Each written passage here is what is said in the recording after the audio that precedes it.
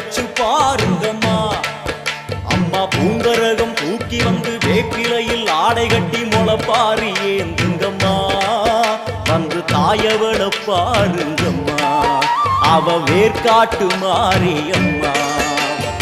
ஆடி வெள்ளியிலே தாயின் சந்நிதியில் பொங்க வச்சு பாருங்கம்மா.